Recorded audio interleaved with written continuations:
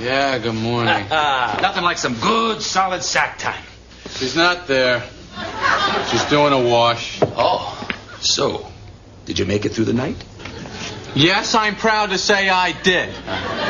So you're still master of your domain? Yes, I am. Master of my domain. But I will tell you this. I am going over to her apartment, and I'm telling her to put those shades down. Wait. What did you just say? I can't take it anymore. She's driving me crazy. I can't sleep. I can't leave the house. And I'm here. I'm climbing the walls. Meanwhile, I'm dating a virgin. I'm in this contest. Something's got to give. Do you hear what you're saying? Can you hear it? This is a beautiful woman walking around naked, and you want to tell her to stop?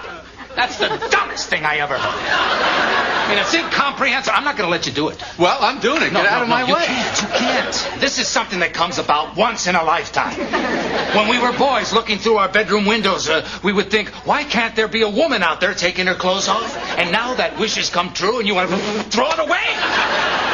Look, I'm sorry. No, I'm not going to let you do it, Jerry. Kramer, get out of my way. Don't do it. Don't do it. For my sake. God knows I don't ask you for much. Now, come on, please, Jerry. I'm begging you. Please. Come on.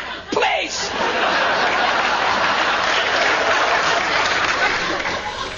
Oh, Yes. I Think. She's not there. Oh, wait. Ah, yes, Seinfeld, a true master of his own domain. He had to keep it away. He had to resist. Just as I am right now. Justin. Yeah? It happened again. I'm not cleaning that shit up. I made a mess all over the computer. I'm not cleaning it up. You got to look it up. It's in the contract. God damn it. The contract of the one, the only Captain Controversy in the Revolution, where revolution is in the air, and you just might need to bring a gun. I'm Captain Controversy, and sitting alongside me to my right is Justin Bogro. Hello. Dale will be joining us later to talk with us about anti-rape shorts. He also has advice for people who have sent him letters. He doesn't read too well, though. Yeah, well, we can help him through that. And also, why you should always have sex on the first date. No, I did not write the article. In fact, I think it was written by a woman. Huh. Let me just double check. Yeah, it was written by a lady. Does that give it more credibility or less? You know, I'm not sure. We'll have to discuss that later, along with our Shut Up, Nobody Asks You segment, where Justin and I will browse Yahoo Answers and give people advice, even though they never asked us. But first, we are going to lead off by talking about fapping, which, according to the Urban Dictionary, is the onomatopoeic representation of masturbation, often used to suggest that something is attractive. Example, did you see those Natalie Portman pics? Fap, fap, fap. Also considered the sound you make when you jack off. Another definition is a noise Justin Bieber can't make. Dickless joke. Fourth definition is a sound effect for masturbation used often in Japanese comics popularized in the English-speaking world by the webcomic www.sexylosers.com. But basically the noise you make when you masturbate. Now, there's this group out there on Reddit, and it's a specific board. It's called NoFap. And they specifically discuss not masturbating, just like the Seinfeld episode, The Contest, where Jerry and George, they had a $100 bet to see who can remain master of their domain, as in go the longest without whacking off. So, FAP is internet vernacular for the act of self-love, first appearing in 1999 webcomic called Sexy Losers to denote the sound of a character pleasuring himself. So, now, this group has currently more than 81,000 members, including the friendly neighborhood fascist and his girlfriend. Of course. And these people call themselves Fapstronauts. Huh. And they attribute a number of major life changes to the practice, such as increased confidence, concentration, motivation, libido, and even penis size. For some, it's a means of addressing concerns with their porn consumption, while others see it as a means to healthier relationships. Justin, now, you might need this website. I realize that you beat off probably at least 10 times a day. All the time. And, sometimes I just don't understand how you don't run out. I drink milk. Of course.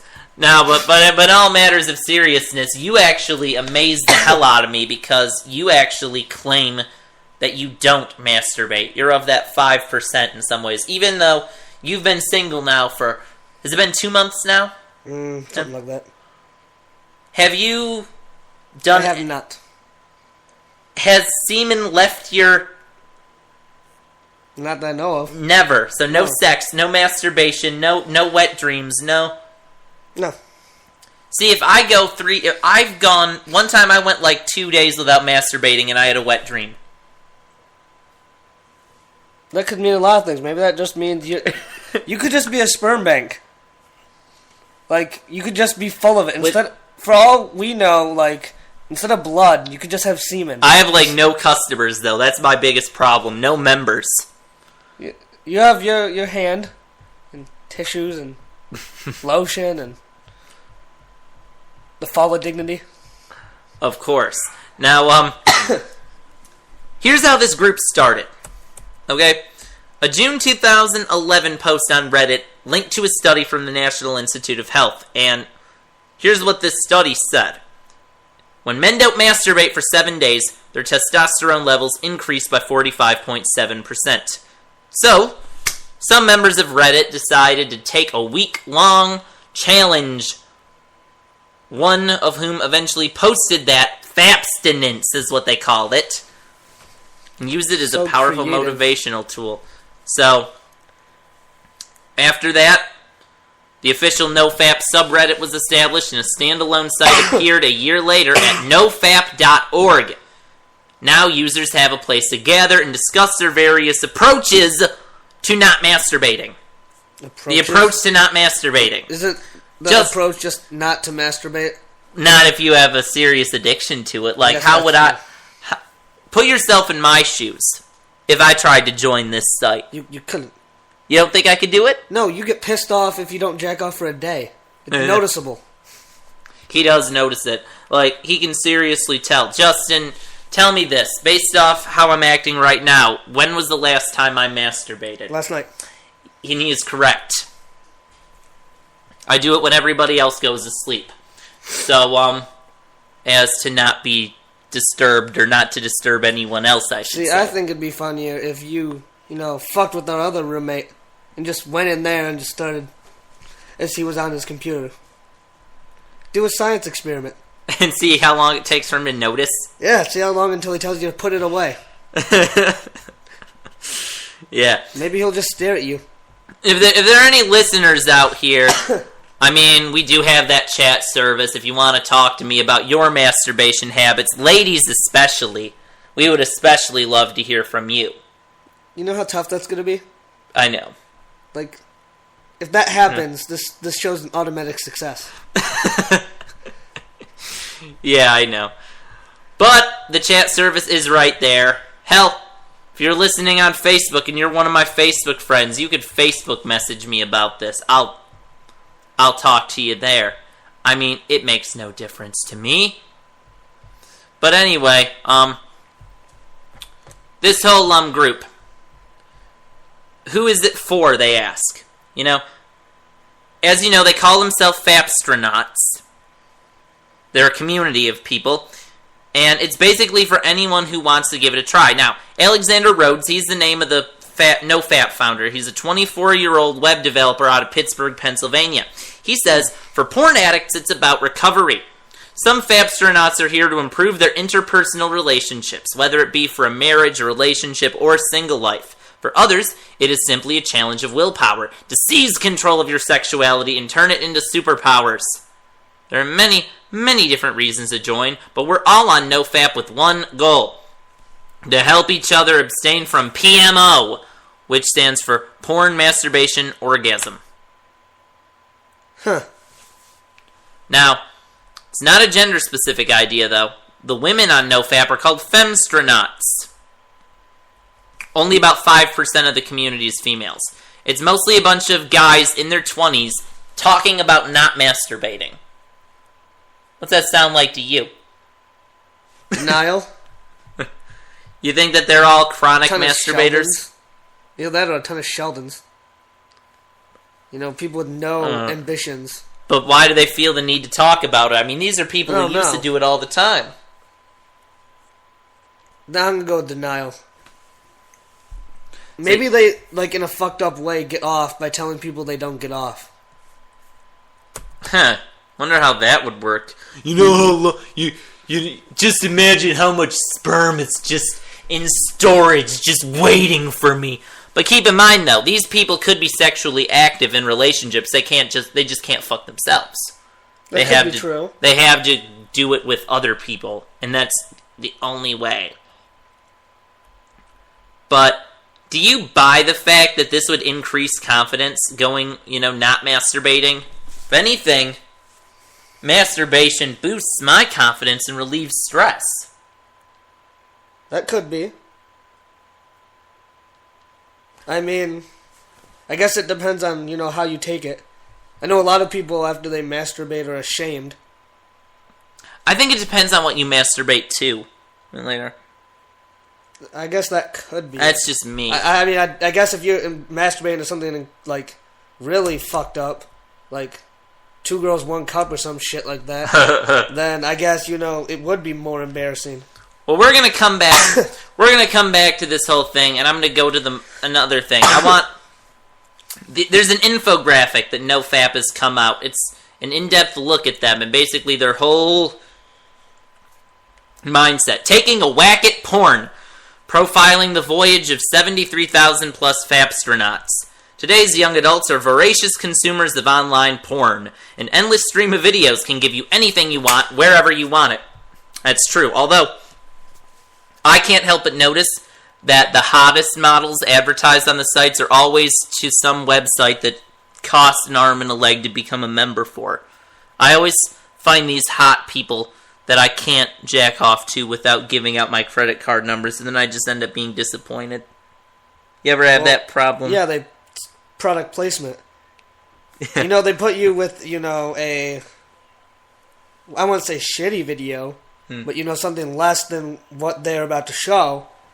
So then you're like, oh man, I want that. Then, the weak-minded give out their number. Yep.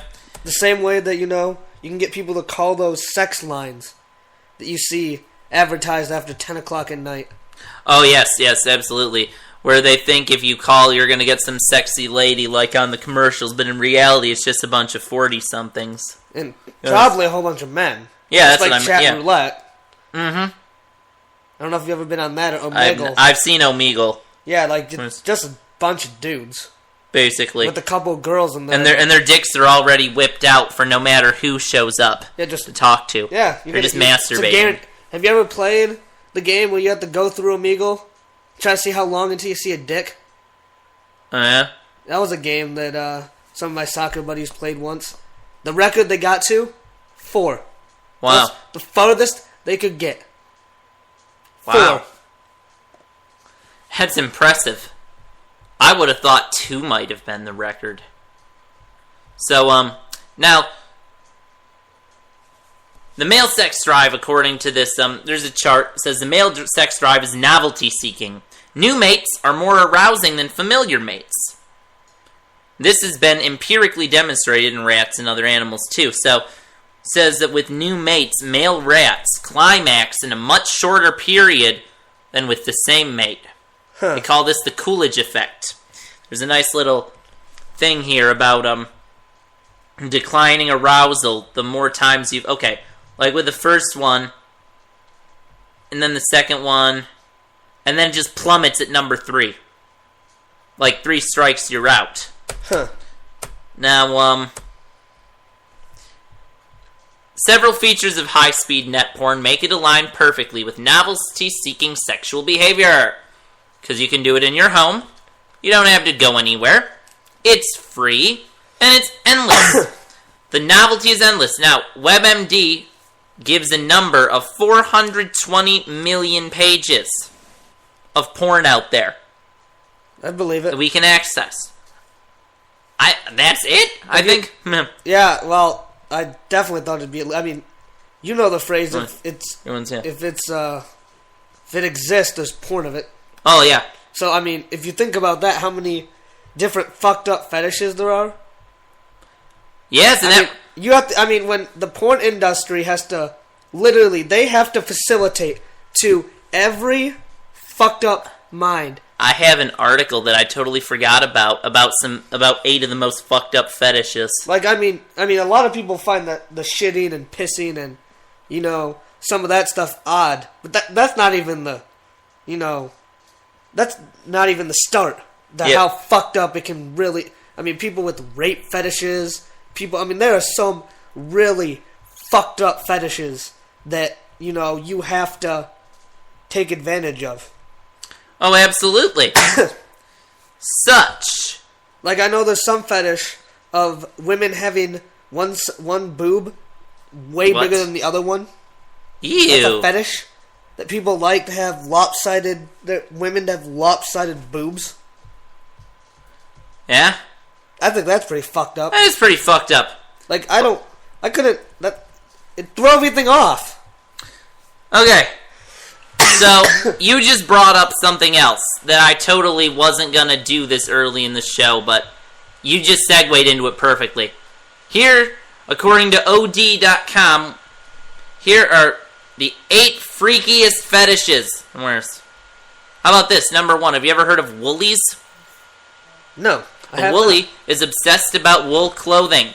I could have guessed. There are some people who love wool so much that they make bodysuits out of them to wear them constantly. There's even a French wool fetishist forum to discuss their love for wool clothing. So, like wool? These are people who just dress up from head to toe in wool clothing and fuck each other. Okay. That's odd. Number 2, the squashing fetish. It's obsession about getting squashed by an extra large woman. Yep. Tyra Banks apparently exposed this fetish. What do you think of that fetish, Justin? Is that... So basically you want a fat chick to sit on you. Yeah. And probably pass gas while she's at it. I don't see anything sexy about that at all. Yeah, me neither. Robot fetishism. I'm obsessed about robots. It's called technosexuality. Is a name popularly used to describe a fetishistic attraction to humanoid or non-humanoid robots, or people dressed in robot costumes. A related fetish also involves attraction to mannequins or statues. Common fantasy related to these fetishes involves transformation to a robot, mannequin, or statue. Fetish number 4. Objectophilia. Obsessed about objects. It's feelings of love, attraction, arousal, and commitment for a particular object. The mere thought of relationship with an actual human will just sound absolutely ridiculous to someone who has this. You might have this. There was a woman... You think so? With your lotion. There was a woman... I mean, for God's sake, you use it for your hands now, too. Well, I have a different lotion for my hands I know, and a different one for I'm just saying, my penis. It could be lotion. Maybe that's why you haven't gone after anyone. They don't use enough lotion. Yeah, who knows? But here's an example, okay? There was a woman by the name of Asia Rita Berliner Mauer. She was 54 at the time this happening. Her surname means Berlin Wall in German. She married the Berlin Wall in 1979 after being diagnosed with a condition called objectum sexuality. She fell in love with the structure when she first saw it on TV at the age of 7. Then she started collecting pictures and saving up for visits. And on her 6th trip in 1979, she married it in front of guests. Number 5. Lunars. Moon. No. Damn. Obsessed about balloons. It's a balloon fetish. Balloon. Yeah, Lunars. For some reason, whenever I think loon, I think space. But it's spelled L-O-O as opposed to L-U. I was thinking L-U. Okay. Balloon fetishists, or lunars, are people who are sexually stimulated by and or will have sex with balloons. The fetish is indirectly related to latex fetish. That would be really short, wouldn't it? Because you put your dick in it, pop. Yeah, probably, if your dick is anything. Like, unless you have, baby dick. Yeah. It's gonna pop. Yeah. Like, I haven't seen porn videos for any of these fetishes. Well, I feel like you'd have to, like, really dig. Yeah. Like, they don't put those on front pages because most people don't. Most people, I feel like, want 2 people. Yeah. Not a balloon. But I bet you money if you went on Google right now. Screw that, I'm doing it. Balloons are tactile and supple. It's called loon. So Lunars. L-O-O-N-E-R-S. Okay, Lunars. L-O-O-N. Okay. The fetish is indirectly related to the latex fetish. Like latex, balloons are tactile and supple and imitate the consistency of human skin. However, unlike plain latex, balloons have the ability to expand. There's a Facebook page. It's called Lusty Lunars. And what do you see on that page? Let me go. No wonder. Now, as creepy as it may sound, yes, according to this website, there are many lunar websites floating around the web too. This is what it looks like. It's a picture of a woman, scantily dressed, and she is sitting on, of course, shit ton of balloons. Wonder what's on their wall. Well, let's take a look, shall we? I feel like joining this, because it would pop up on your wall. Pi Quas has joined Lusty Lunars. Okay, wait, they shared a photo. Oh, I have to, okay, I'll log in. Hang on, I gotta log in. Will come back to me. Okay. Like, how would you explain, like, you have family on there. Yeah. You can learn people's fetishes by Facebook now. See if they like Lusty Lunars. Man, your life is an open book nowadays. I'm just gonna throw this out there. Say you were interested in a girl. Mm-hmm. You go onto her Facebook wall, and you realize that she is like a lunar. I think I could handle that one. A woolly. Oh wait, a fuzzy. A fuzzy? You mean a furry? Furry, yeah. Oh God. Anyways, we know some of those. Yes, I know, but what if she was the hottest thing you ever seen? But you realize she liked to dress up as a little piggy when she gets fucked. Well, instead of moaning, she oinked. Oh God! Oink, oink, oink. I guess I'd do her once.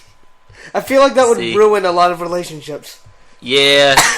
Like you gotta squeal. I feel like if you have that kind of fucked up fetish, you have to warn your significant other.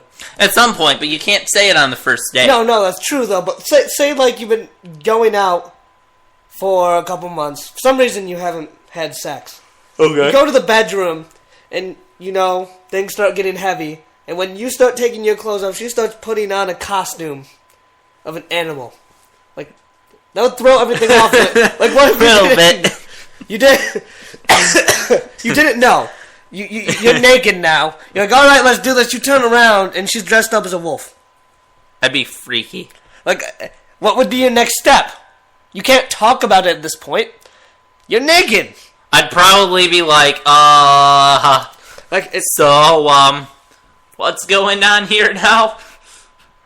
I feel like my dick would shrink at that point. Yeah, that would be a ruin, right? Like, that's something that before you have sex must be addressed, am I correct? Seems like it to me, yes. But I feel like there are some people that just, don't mention it. Like, what if, and I know Louis C.K. mentioned this in one of his things. What if the girl had a rape fetish? Mm-hmm. She wanted you to act but like... she wouldn't tell you. Like, that's one you definitely have to, because I'm not gonna take a guess at a girl and go, you look like you want to be raped. Alright. Because if you fail at that one, you're in some fucked up shit. Well... Chances are, maybe. Like, there's no girl hot enough that I go, alright, she's not letting me get in. I think that's because she wants to be raped. Well, you'd be surprised how many rapes go unreported now. I mean, that risk? Yeah. Like, that's a messed up one just because, like, what are you supposed to say? Like, that's something I feel like you can't, like, you have to have regular sex. Yeah. Because if the first time you go, I'm sorry, you're going to have to rape me.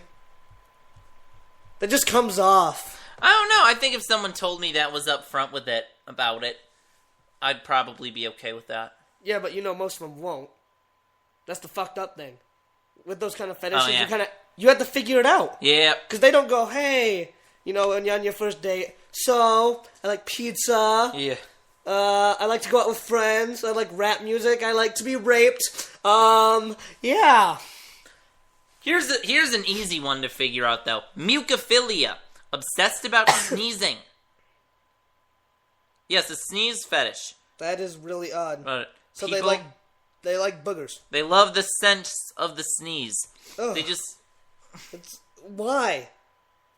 I hate sneezing. Like, with a passion. It's a nice release, but that's about it. Like, it's so odd. Like, how your face actually looks as you do it, and... Another odd one is pedal pushing fetish. Obsessed about gas pedal pumping. So you get off by going... There are videos of people... Video clips of brake failure, gas pedal pumping... Revving, stuck cars, stalled engines, stranded in a car, women, girls, and ladies trying to start cars. On pedalpumping.com. Then the last one, hands on the hip fetish. You're just obsessed with that position to the point where it gets you off. That's really odd. So, do you have any of those fetishes? I do not. I don't think I have odd fetishes. Everybody has some kind of fetish. Yeah, odd fetish, I just don't. I have at least... Well, I know that you do, but you're an odd person. I have a few. Later. Yeah, I'm aware. Like, every time you find out you have a new fetish, it's big news. It's breaking news. Like, the minute I get up, like, you just, alright, well, I figured something out last night. I like this. I'm just telling you this. Yeah. Like, I could write a book on your fetishes, because you know, tell me. How many pages do you think it'd be? It'd be quite long, because I'd have to explain, you know, the how reasoning. They make me feel. Yes. Like, the one, I'm not going to mention it if you want to mention it, but the one you've really been about women in a certain state. Yeah. That could take 10 pages. Just about the reasons and how it made you feel and what you liked about what you didn't like. Like, the ideas, what goes through your head. I kind of admitted it, though, to half-assedly when doing a show with Andy the other night when I mentioned the fact, but then I just shrugged it off as having another reason for watching those kinds of videos. Some ways. Although, to be fair, the kinds of videos I'm referring to I've only gotten off to once. The messed up thing about that fetish is you have this fetish that results around such a big part of a life. But then at the end of the beginning of that life, you're like, oh, the fetish is done. Like, yeah, because I really don't like the end result. No, you don't like the end result, but you would, like, I feel like in your messed up mind, if you could get away with it, you would put that girl in that situation, and then just I'm done now. Your allure is gone. You're no longer hot. The only way that we're doing this again is if we go back to the same situation. I think it's pretty obvious what fetish we're talking about. Yes. Coming up in part 2, I seriously am going to go through that graphic about porn addiction. We're seriously going to discuss that. That's coming up in part 2. I promise.